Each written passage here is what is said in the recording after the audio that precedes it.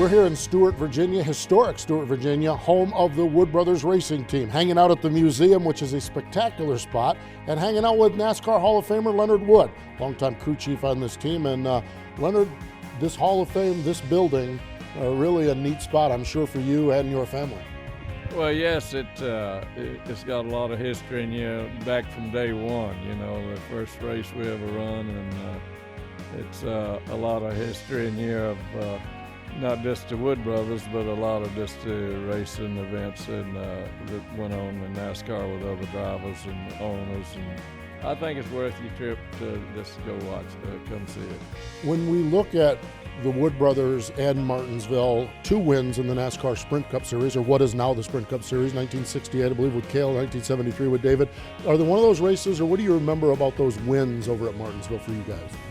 Well, I can remember David winning, and Cale was trying to, the track was kind of one of them conditions to repaved it or something, and it was awful slick, and Cale was trying to pass David, and he hit the curb coming off of the 4 and ended up spinning out. But we tried harder, I think, at home than we did anywhere else, and we didn't win as much at home as we did other places.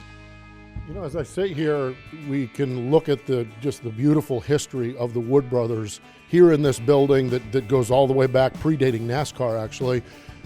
But yet I sit here with some optimism that it looks like the Wood Brothers are on the uptick as well with what you have going on in the current year. Do you feel that you guys are pointed in a great direction? Not that you've really been in a bad spot, but does it feel like things are pointed in an upward direction again?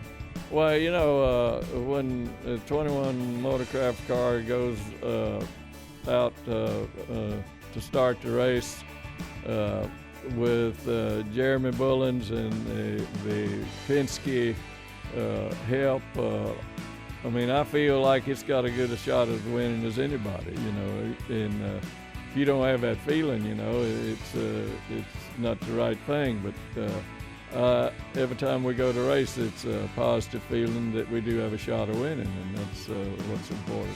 Talk about Ryan. You had some races with him last year, and then this year able to get going full-time with him. What do you see that you like in your young driver?